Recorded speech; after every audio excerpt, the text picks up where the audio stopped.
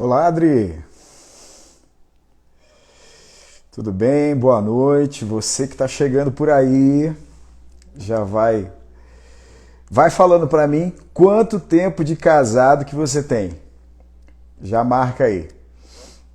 Já coloca aí, olha, eu tenho tanto tempo de casado, bispo. Vai deixando o seu nome também. Adri, paz. Diz aí de onde você está falando. Então já marca aí para mim. Quanto tempo de casado que você tem? 25 anos de casado a Cris tem. Paz, a outra Cris também tá chegando por aí. Flavinha chegando aí. Olha, eu tô pedindo pra galera aí marcar quanto tempo de casado que tem. Tá bom? Pastora Vanessa já entrou também. E falar aí, escrever aí de onde está falando. Aline, esse negócio vai pegar fogo aqui hoje.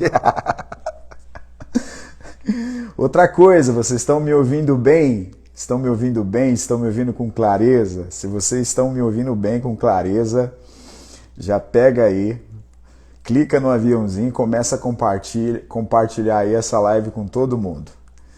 Tá bom? Nós vamos, Flavinha, 7 anos. Paz, pastora Cláudia. A Sandra também já entrou por aí. Vamos lá. A gente tem aqui essa semana explode. Essa semana eu coloquei uma caixinha de perguntas. Flavinha está em Porto Alegre. Coloquei uma caixinha de pergunta e a pergunta era sobre os desafios do casamento, né? E aí a gente recebeu um monte mesmo de falas a respeito dos desafios. E aí a gente estava sem tempo para... O Dani também está aí. A gente estava sem tempo para responder todo mundo e aí eu decidi fazer essa live. Então eu quero aqui que vocês interajam, tá bom? O que eu vou falar a minha intenção não é esgotar o assunto e o que eu vou dizer também não é absoluto, tá? A gente vai aqui trocar algumas ideias, algumas experiências. A Cris está falando de São Paulo, Jardim Celeste. Algumas experiências. O que é importante? É quando a gente escuta, né, ou quando a gente ouve várias pessoas sobre o mesmo assunto, isso abre a nossa mente, tá? E ao abrir a nossa mente, a gente consegue, inclusive, baixar os níveis de ansiedade, de angústia da nossa relação. Porque às vezes a gente fica olhando só num ponto, só numa direção. E aí a gente perde essa coisa da diversidade, entendeu? Então assim, o que eu vou falar não é absoluto. Vou falar baseado nas experiências que a gente tem. Olha, eu estou há 8 anos praticamente fazendo parte da equipe de aconselhamento do pastor José Gonçalves, né? A gente vai pelo menos aí 3 vezes para Bragança, para palestrar lá no SOS Casamento Curado. A gente também é conselheiro, a gente tem atendido aí casais do Brasil inteiro. Pastor Josué é um pai para nós, ele tem discipulado a mim e minha esposa, né? E fora isso a gente tem lidado aí com muitos casais, com muitos problemas.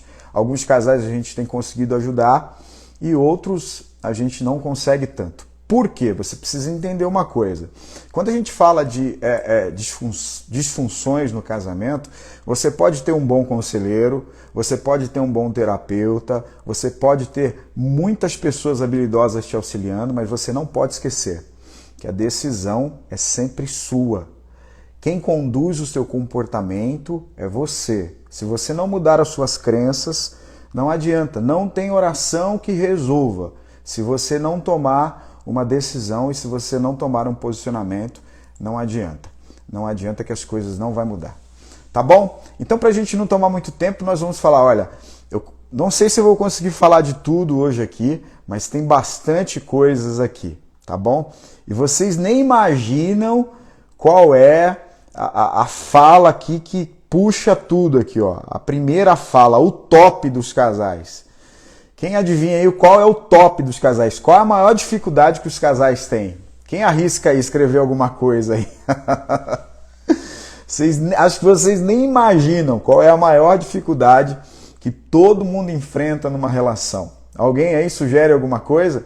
Tem um aqui que tá no topo da lista, que vem em primeiro. E eu vou deixar para falar disso no finalzinho aqui por último. Ó, a Adri falou que é diálogo, a Célia falou que é diálogo. Quem mais aí? Quem mais arrisca? Quem mais? A Adriana tá pedindo para eu falar um. Cezinha acabou de entrar. Quem arrisca aí? Qual é o top da lista? A Karen falou que é o diálogo. A Marcinha falou que é o sexo. A Cris falou que é o diálogo. A outra Cris falou que é o diálogo. Quem mais? A Larissa está falando que é as finanças. Quem mais arrisca aí? A pastora Cláudia disse que é o diálogo. Será que alguém acertou?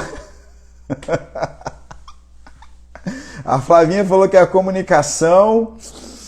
Olha, gente, por incrível que pareça, incrível não, né? O top de linha da dificuldade dos relacionamentos é a comunicação. E eu vou falar muito sobre comunicação aqui, mas eu quero passar em alguns tópicos aqui rapidinho, mas eu quero falar bastante sobre comunicação, porque a comunicação, ela é a base de tudo. Se você tem uma boa comunicação no seu relacionamento, você vai ter uma boa vida financeira, você vai ter um bom sexo, você vai saber solucionar e resolver conflitos de forma assim muito tranquila. Então assim, de fato, nós vamos tratar aqui bastante da questão da comunicação. Mas tem outras coisas que tem por aqui que a gente vai falar um pouquinho a respeito disso. Por exemplo, me falaram da dificuldade de pedir perdão.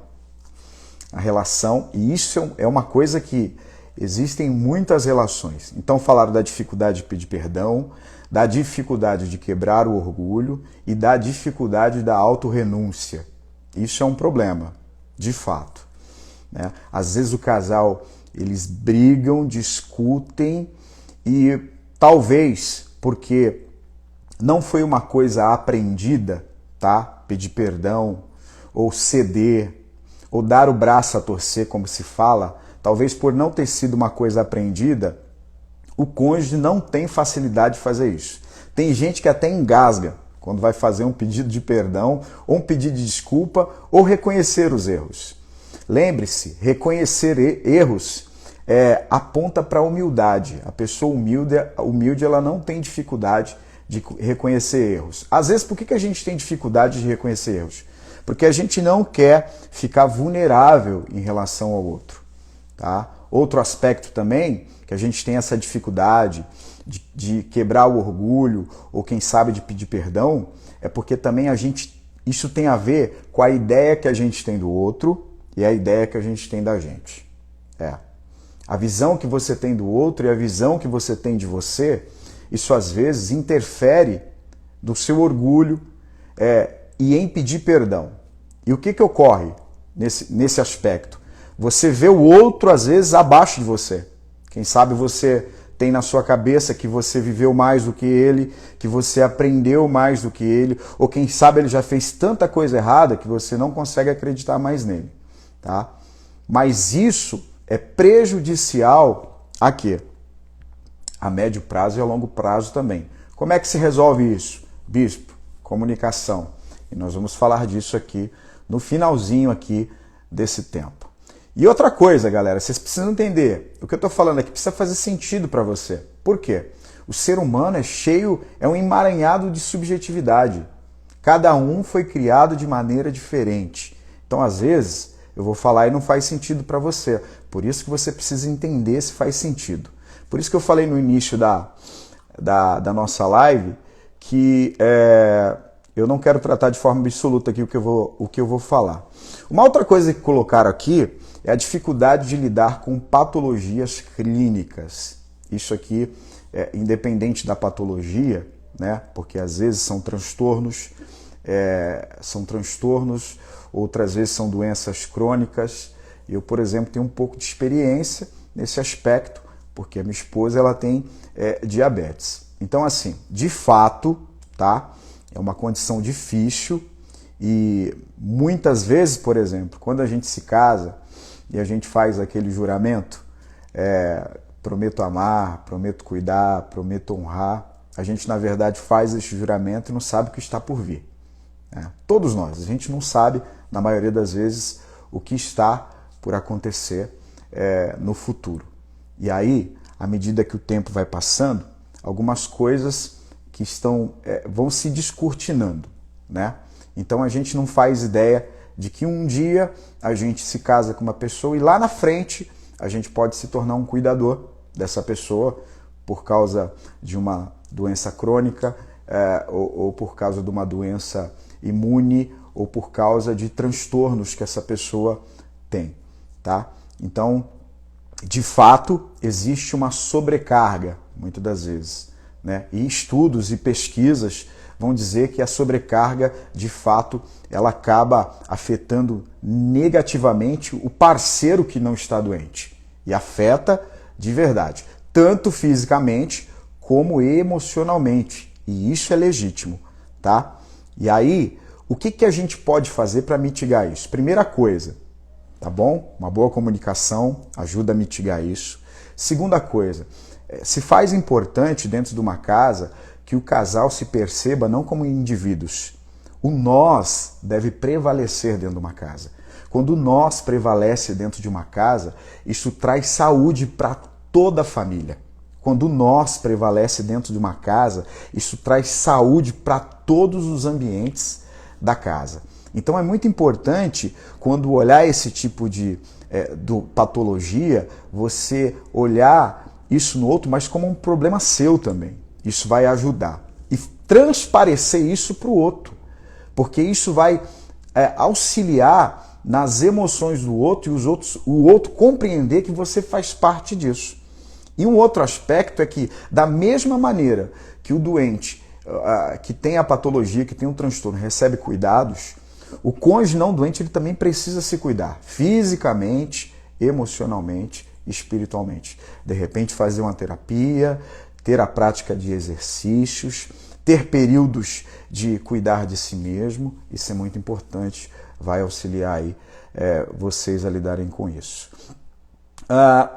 Tem mais uma coisa aqui que eu estava lendo, inclusive, hoje à tarde, um artigo que fala sobre traição. Então, o que eu vou trazer para você aqui, claro, existem coisas à luz da Bíblia que eu também vou tratar aqui, mas o que eu vou tratar aqui, ele é um artigo que ele é acadêmico e é muito importante a gente colocar aqui essas considerações. Quando a gente fala de traições, a gente precisa entender que existem vários fatores de riscos que acabam contribuindo para isso. Então a gente tem fatores do caráter, a gente tem fatores contextuais, a gente tem fatores culturais, a gente tem, de acordo com pesquisa, o nível educacional das pessoas, religiosidade, traços de personalidade, status sociais, vida social, tipo de carreira, ambientes sociais, tudo isso são identificados como fatores de riscos para a infidelidade.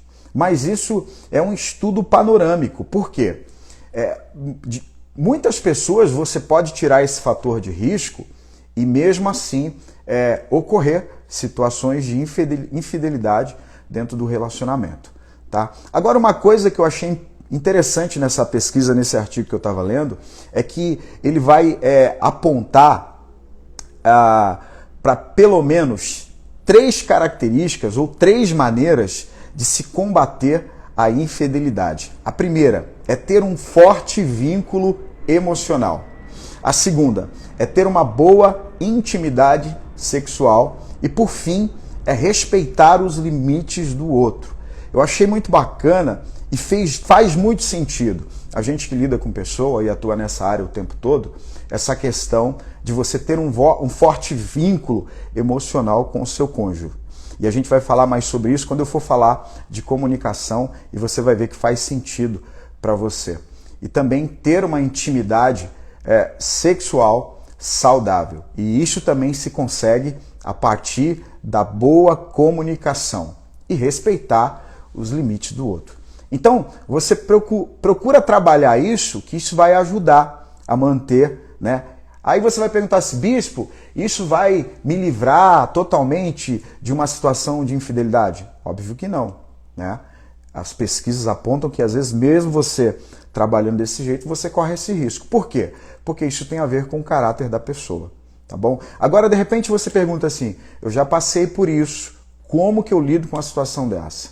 A primeira coisa, uma coisa eu aprendi com um pastor um dia, ele falou que diante de uma situação, seja de infidelidade, ou seja de uma questão de desencontros dentro do lar, seja de agressão, seja do que for, numa retomada da relação, você nunca deve abrir a porta de uma única vez.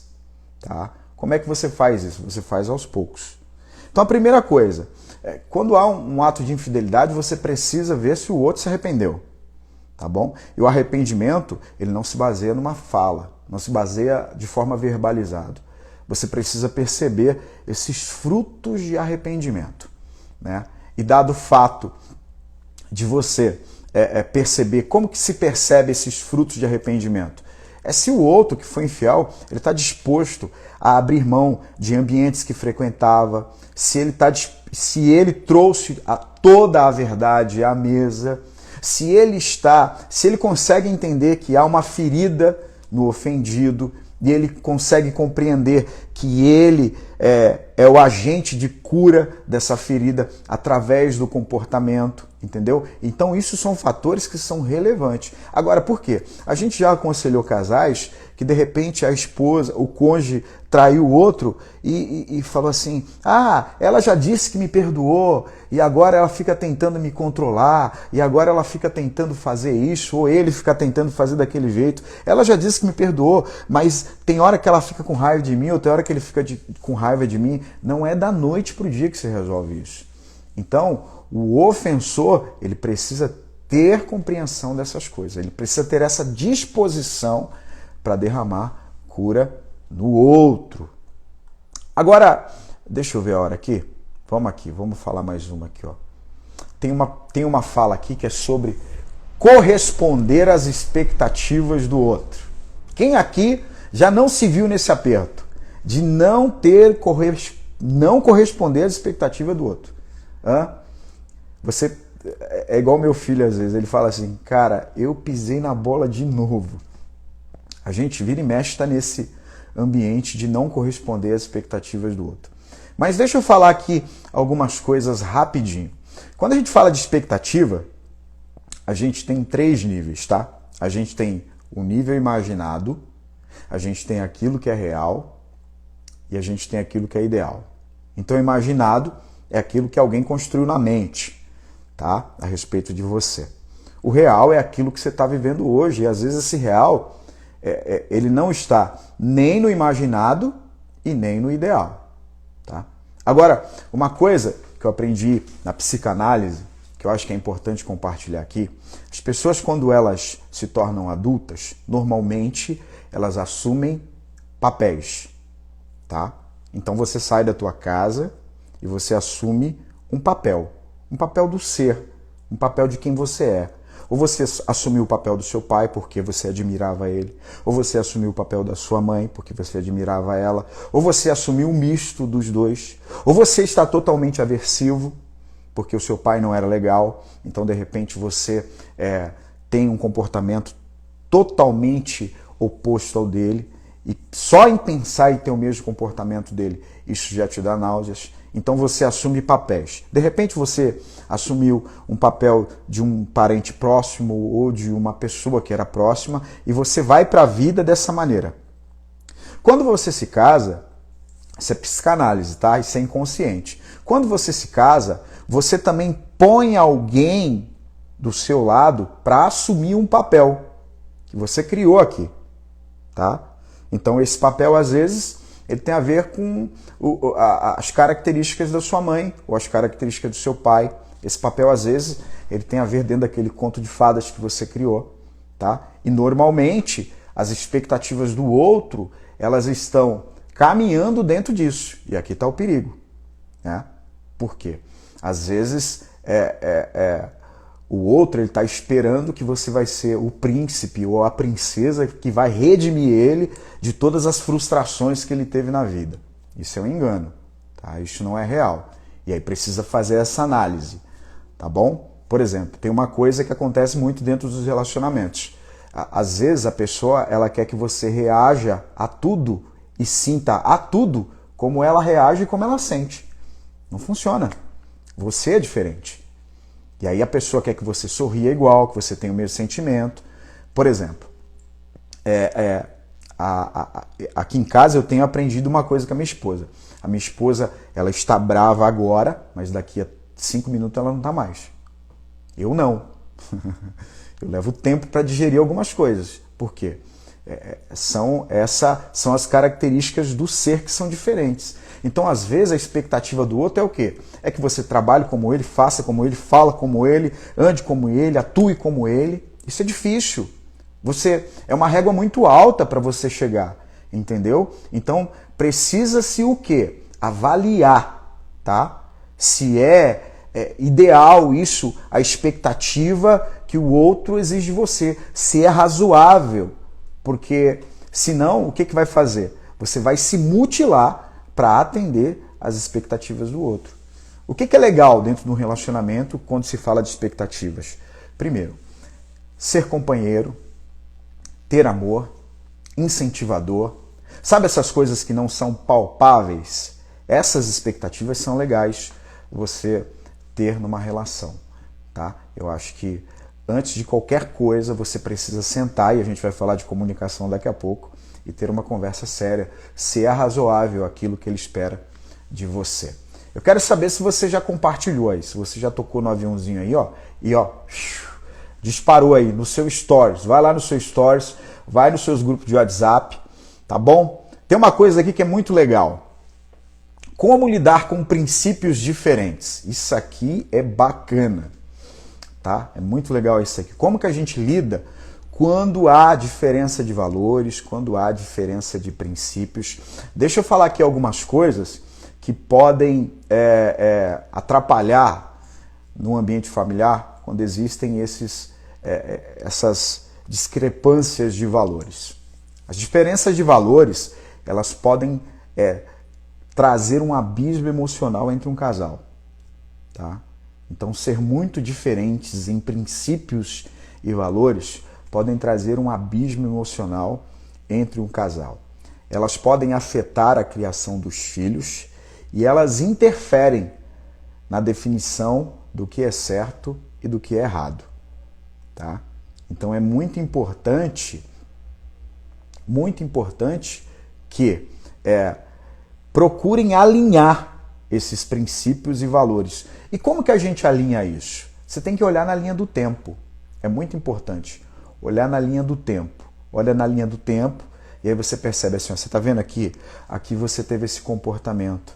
Aqui você teve essa decisão. E olha o resultado. Como que você alinha isso? Olhando para os resultados. O que o valor do outro contribuiu para o bem da casa. E a gente tem que ter esse olhar, tá? A gente nunca pode olhar só para o nosso próprio bem. A gente tem que olhar para o bem da casa, tá bom? O que esses valores, o que o valor da mãe ou do pai está contribuindo, de que maneira está afetando os filhos? O que esse valor está causando na criação das crianças? Então é muito importante ter essa análise, perceber isso. Por quê? Às vezes você está rígido dentro de alguns princípios e você quer permanecer dentro disso, mas isso está matando tua casa, está fazendo com que seus filhos se percam, está destruindo teu relacionamento.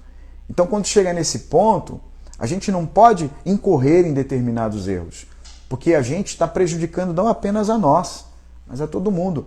Então, às vezes tem pessoa que está dentro de um ambiente familiar e ele está dentro de um ciclo e o ciclo não muda, não muda, não muda. Por quê? Está fazendo sempre a mesma coisa, a mesma linguagem, o mesmo comportamento, as mesmas atitudes, as mesmas ignorâncias e está com expectativa de que a vida vai mudar. Chega nesse ponto, o que você tem que fazer? Você tem que dar uma oportunidade para o outro. Entendeu? Olha, nós já fizemos do seu jeito até aqui. Agora nós vamos tentar de outra forma. Vamos tentar do meu jeito. Entendeu? Eu acho que tem que ser sempre coerente quando se fala de família. Tá bom? Vamos lá. Vamos falar de diálogo. E eu termino. Tá? Vamos falar do diálogo. Alguém perguntou se a live ia ficar salva no YouTube. eu vou ver se eu consigo baixar e mando lá para o YouTube, tá bom? Mas compartilha aí com o pessoal, compartilha com a família. Eu vou ver se eu consigo baixar aqui e mandar lá para o YouTube.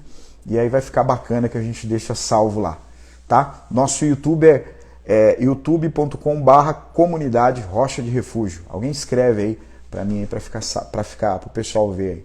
Vamos falar de comunicação aqui. Quem é que tem dificuldade na comunicação? Escreve um sim aí para mim. Não quero nem saber se seu marido está na live, se ele vai ver depois, ou se sua esposa está aí. Quem é aqui que o diálogo é terrível, não consegue conversar, empaca, não vai adiante, não se move, não anda? Quem aqui passa por essa experiência? Vai colocando sim aí, ó. Quem tem coragem de colocar sim aqui? Coloca assim, vamos denunciar aí. Vamos colocar aí para todo mundo ver. Só a Cris, só? Ninguém mais tem dificuldade? A gente não tem problema de comunicação, né? Olha quem chegou aqui. Ai, meu Deus. Olha, a Adri escreveu. Ah, tá. Eu vou pôr lá no YouTube para você compartilhar com essa pessoa. A Drica falou assim, ó. Eu não tenho, mas meu cônjuge sim. Eu vou dar umas dicas aqui para as mulheres que têm maridos caladinhos, tá? Os mudinhos. Fica aí.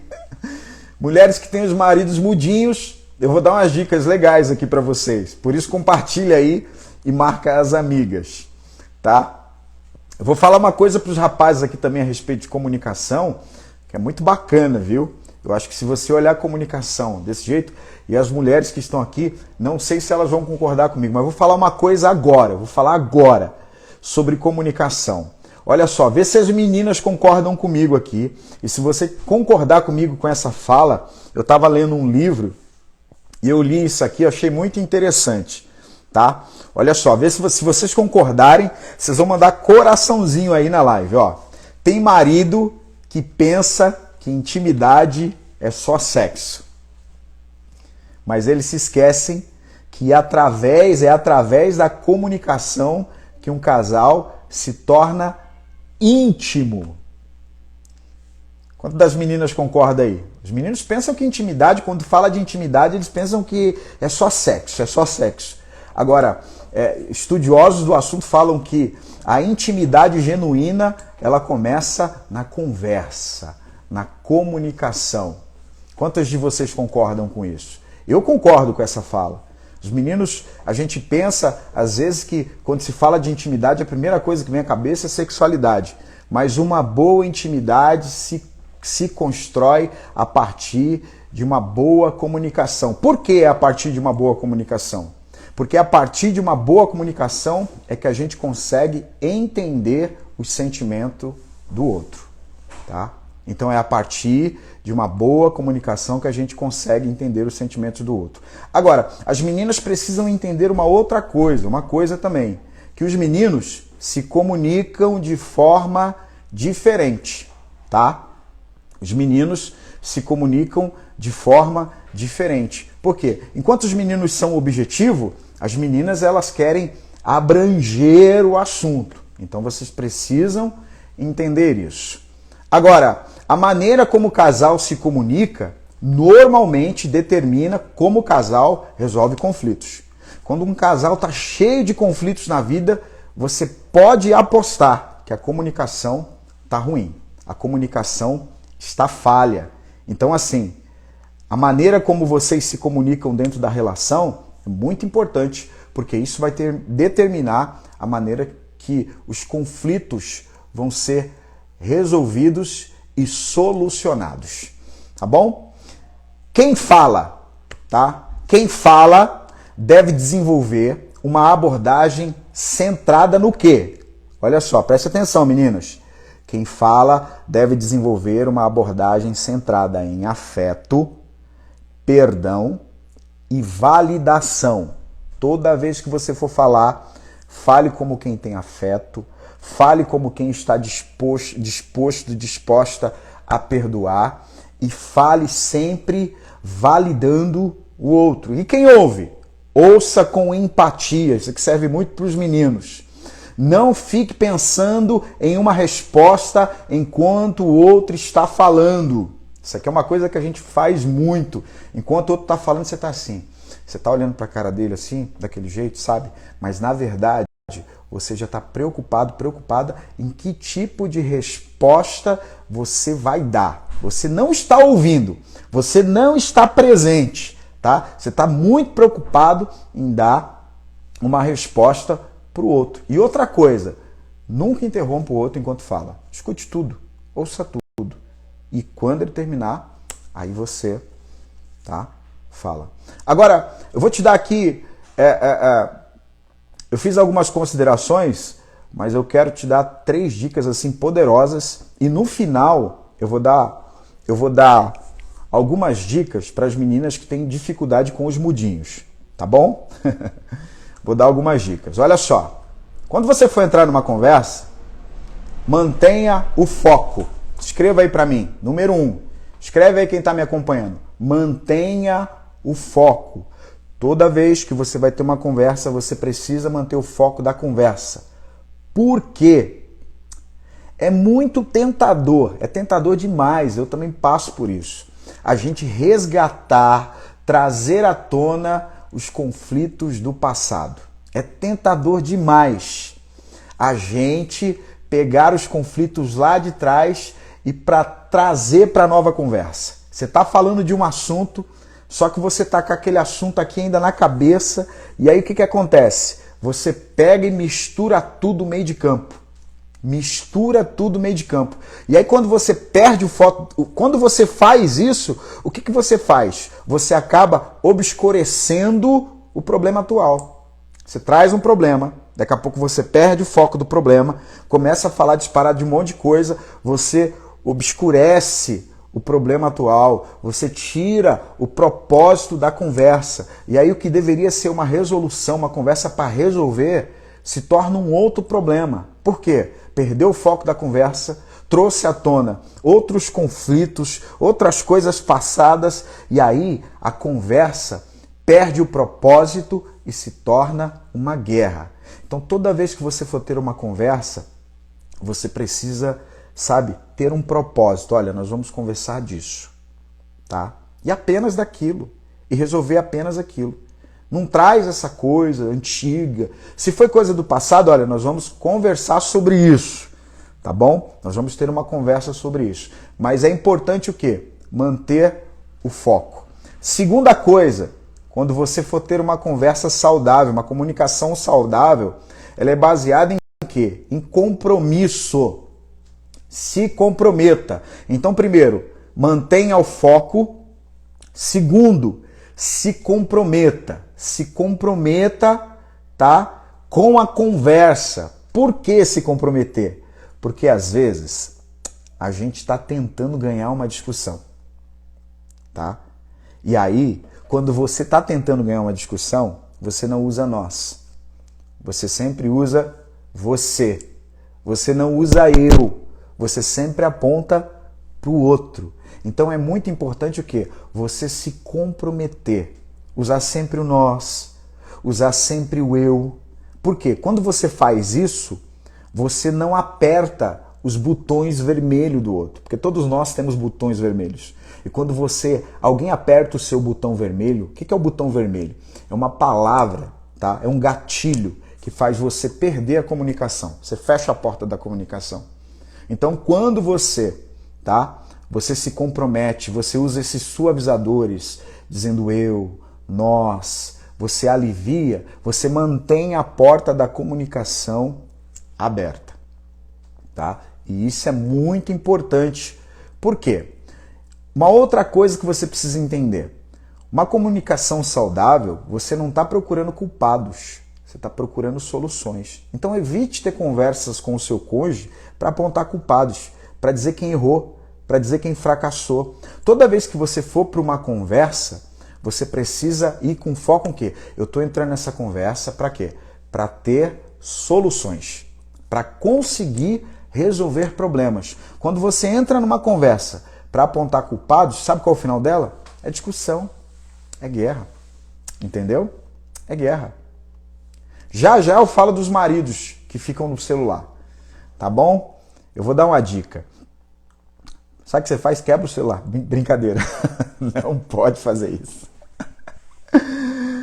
Por fim, olha, primeiro a gente falou de manter o foco, segundo a gente falou de se comprometer, ainda que o outro esteja errado, tá? Ainda que você perceba que o outro está falhando, mas se comprometa com a conversa, com o problema, com a resolução. E por fim, faça pausas com maturidade. O que é fazer pausas com maturidade? Fazer pausas com maturidade não é virar as costas e sair batendo o pé. Fazer pausas com maturidade não é dizer assim, tá bom, então tá bom, não quero ouvir mais. Isso não é fazer pausas com maturidade. Fazer pausas com maturidade não é dizer assim, chega, pra mim chega. Isso aqui não é fazer pausas com maturidade. O que é fazer pausas com maturidade? Fazer pausas com maturidade é quando você começa a perceber, tá, que você já não está bem emocionalmente. E que o seu cônjuge também não está bem emocionalmente e que vocês estão ficando com raiva. Você está percebendo que a raiva ela está acabando com a comunicação de vocês. E quando você percebe isso? É quando você deixou de ser construtivo. A tua fala já está agressiva. Você já está pensando em ferir o outro, sabe? Já está pensando em voar cadeira, esse monte de coisa. Nesse momento você precisa entender, olha, eu estou perdendo foco, tá? Eu já não estou mais me comprometendo com a conversa, eu já estou demonstrando padrões de comunicações destrutivo e isso significa, tá, que a comunicação não está boa. Então está na hora de fazer uma pausa. E como é que a gente faz uma pausa saudável? Tá? Eu costumo dizer, tá bom, que a linguagem corporal ela cativa mais do que a verbal. O que é a linguagem corporal? É o jeito que você fala, o tom que você fala, a maneira que você olha, o toque, entendeu? São coisas que costumam o quê? Aliviar os níveis de raiva. Às vezes você está conversando com seu marido, um toque no ombro, tá? Às vezes você se despir nessa conversa, falar como você está se sentindo, mas não de forma agressiva. Olha, eu não estou muito bem, para a gente continuar essa conversa. E aí, quando você decidir fazer uma pausa, o que é importante? É você, quando determinar a pausa, já ter uma opção a ser feita. Vamos tomar um café? Vamos assistir um filme? Você vai estar, mas bispo, eu estou bufando de raiva. Mas tudo isso é exercício, tá? Isso é coisa que você vai colocando em prática aos poucos. Então é muito importante ter uma pausa. Se você, por exemplo, perceber que está com muita raiva, não vá para uma conversa, porque não vai dar bom, tá? Se você perceber que teu marido está com muita raiva, também não tenha essa conversa com ele, porque de fato não vai dar bom também, entendeu? Então é muito importante você o quê? Baixar os níveis. E você precisa entender uma coisa, toda conversa ela tem um orador, ela tem um interlocutor, ela tem alguém que está conduzindo a conversa. E normalmente quem está conduzindo a conversa precisa ter maturidade, precisa ter sabedoria, porque senão, aí eu vou entrar agora num aspecto aqui, ó. Então, ó, 3 pontos aí. Mantenha o foco, se comprometa, faça pausas com maturidade, tá bom? Não força muito não, tá? São processos que você tem que começar, são 10 minutos de conversa hoje, 10 minutos de conversa amanhã, daqui a pouco já são 15, daqui a pouco você está conseguindo aí ter 1 hora de conversa com o teu cônjuge. Meu marido não quer conversar, bispo, ele não conversa, tá? Ele não quer falar comigo. Aí precisamos pontuar algumas coisas, tá? Primeira coisa, talvez não foi um hábito aprendido. A comunicação dentro da casa dele não era uma comunicação boa. Ele não tinha comunicação com os pais, não tinha comunicação com os irmãos, não tinha comunicação com a mãe. Ele vai entrar num casamento, lembra dos papéis que eu falei? Ele assume um papel e ele te dá outro papel. E o papel que ele dá para você tem a ver com a família de herança dele, tá? Tem a ver com a família dele, com a parental, entendeu? Então assim, ele não fala, então às vezes ele não teve esse hábito, tá bom? Se ele não teve hábito, o que você tem que fazer? seu marido de fato, ele se interessa por algumas coisas. Futebol, videogame, comida. E aí, antes de você ter diálogos, bons diálogos referente à vida de vocês, você precisa primeiro fazer com que ele crie o hábito de ter diálogo. Entendeu? E como é que você faz isso? Você vai se especializar naquilo que ele gosta. E você vai ter conversas com ele naquilo que ele gosta. Essa é uma maneira de quê? De você fazer com que ele aprenda a manter diálogos com você. Esse é um primeiro ponto. Por que eu falo isso? Por exemplo, quando você vai numa loja e tem um vendedor experiente, o vendedor, antes de vender qualquer coisa para você, ele vai criar algo, tá, com você chamado de rapport. O que é o rapport? O rapport é a maneira com que ele se identifica com você e você se identifica com ele. Ele vai buscar pontos em você e a partir desses pontos ele vai começar a agir de forma similar a você. Ele vai se comportar como você se comporta, ele vai falar como você fala, ele vai sondar o que você gosta, dos seus gostos. Para quê? Para ele estabelecer a conexão. O rapport é a conexão, entendeu? O vendedor não te conhece, ele está te vendo uma única vez. Não dá para ele chegar vendendo. Se ele chegar vendendo, poucas pessoas vão se dar atenção para esse vendedor que chega vendendo. Então o que ele faz? E aí, como é que tá? Tudo bem? O que ele está fazendo? Ele está criando uma conexão com você. Seu marido não fala porque ele não aprendeu a ter comunicação. Ele nunca falou com você na vida. Então você vai lá, aprende o que ele gosta, e aprendendo o que ele gosta, você vai desenvolver diálogos com ele dentro desse ambiente. Aí ele vai aprender a se comunicar. A partir daí, você vai desenvolver os outros assuntos. Entendeu? Tá bom? Tem um outro aspecto. Talvez, tá, o teu marido esteja ressentido. Ressentido com o quê? Talvez você não honrou ele em algum momento.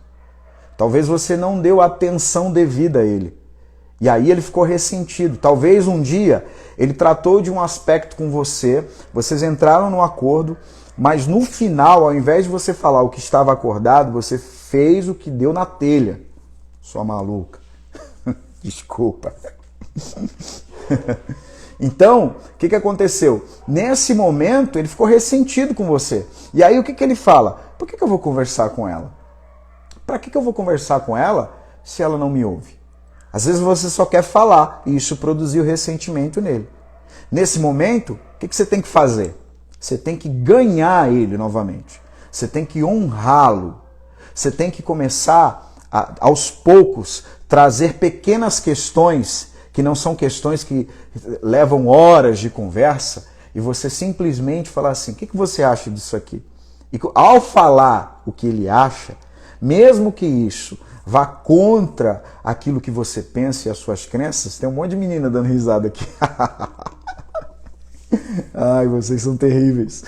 Mesmo que isso vai contra as suas crenças, você vai lá e fala e faz como ele pediu. Nesse momento, ele vai se sentir honrado. E aí você vai revitalizar, tá, as emoções dele e vai ajudar, sabe, a fazer ele sair desse poço de ressentimento, entendeu? E tirar essa crença da cabeça dele. Até que ele vai falar, não, ela está me ouvindo, ela decidiu me honrar, ela decidiu me amar, ela decidiu me promover. E aí você reestabelece essa comunicação. Tá bom? Outra coisa que vocês precisam entender, meninas. Eu estava lendo um artigo hoje, até escrevi isso aqui, ó. Para os homens, as conversas servem como propósito. Para os homens, as conversas servem como propósito. Para os homens, eles olham para a conversa assim, conversas para eles é resolução de problema. É bate e pronto. É uma ferramenta. Conversas para eles é uma ferramenta para resolução de problemas. Coloca isso na cabeça, escreve aí, ó. Conversa para homem é uma ferramenta para resolução de problemas. Escreve no teu celular, grava isso aí. Conversa para os meninos é uma ferramenta para resolução dos problemas. E para as mulheres, o que vocês acham? É o quê? Acho que só tem mulher nessa live aqui. Meu Deus. Fazer live toda semana só para as meninas. E para vocês, para as meninas, o que é conversa? O que vocês acham que é conversa? As mulheres, em geral, preferem expandir as conversas e explorar sentimentos. Então, conversa para os homens é ferramenta, isso mesmo, Célia. Conversa para os homens é ferramenta de resolução de problemas. Já para as mulheres, é o quê? Como escreveu a Célia aqui, é desabafo, tá? As meninas expandem a conversa e elas querem entrar onde? No campo dos sentimentos e das emoções. A conversa para as mulheres é uma maneira o quê? De se sentir melhor, tá? Por isso, é muito importante o quê? Você fazer o uso daqueles pontos que a gente colocou aqui. Manter foco, se comprometer e aprender a pausa. Por quê? Senão você satura os meninos, entendeu? E aí ele não vai querer mais conversar com você. Porque se ele pensar que ter uma conversa com você é algo maçante e cansativo, ele vai fugir da conversa sempre. Ele vai sempre fugir da conversa. Justamente, Cris, eles acham que é drama, mas por quê? Isso tem a ver com ser masculino, tá?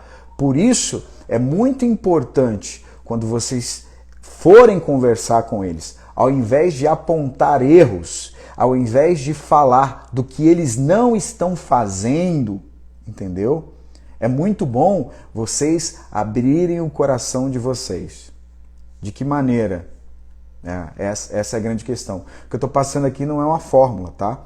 Porque existem meninos que são diferentes. Às vezes tem meninos que não querem ter a conversa por causa do nível de importância que eles dão à família, que eles dão à esposa, entendeu? Às vezes os meninos não dão importância a certas conversas porque ou eles estão já com outros tipos de conversa com outras pessoas, ou porque eles estão falhando no caráter, entendeu? Mas estamos falando aqui dos meninos que às vezes são grosseiros para ter uma conversa. Então é sempre bom aos poucos o quê? Você falar do como você está se sentindo, mas não numa conversa formal, numa conversa informal, tá? Você ir pontuando essas coisas, entende? E aí existem coisas que vocês precisam pegar na mão dos meninos e ensinar eles, infelizmente. Talvez vocês estejam cansada, mas é igual aprender a andar de bicicleta, tá? Você precisa ir lá segurar primeiro até o cara aprender, ir devagar. Eu sei que talvez as meninas às vezes têm necessidades enormes, mas essas coisas elas têm que ser em conta-gotas, dosadas. Então assim, faça uma abordagem suave. Comece o quê? Pelos assuntos que ele gosta, que interessa a ele. E a partir daí, você vai colocando os seus assuntos no meio, entendeu? Vai falando de como você se sente. Primeira coisa que vocês precisam entender, precisa-se ter uma boa conexão, tá? Se não houver uma boa conexão, a conversa não vai fluir. Tá bom? Ó, eu quero deixar aqui para vocês o meu direct, tá bom? Se alguma coisa não ficou clara para vocês,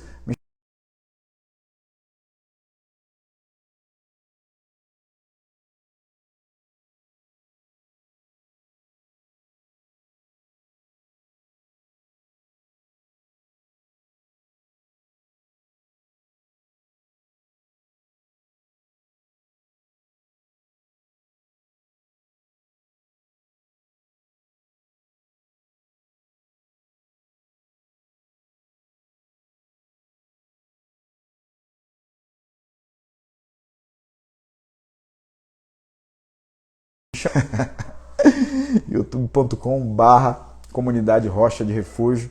Se você ainda não me segue aqui no Instagram, segue aí, tá? E a gente vai se falando. Tem um monte de dica aí e me chama lá no direct. Tá bom? Que Deus abençoe a vida de vocês. Obrigado aí pelo tempo que vocês tiveram com a gente.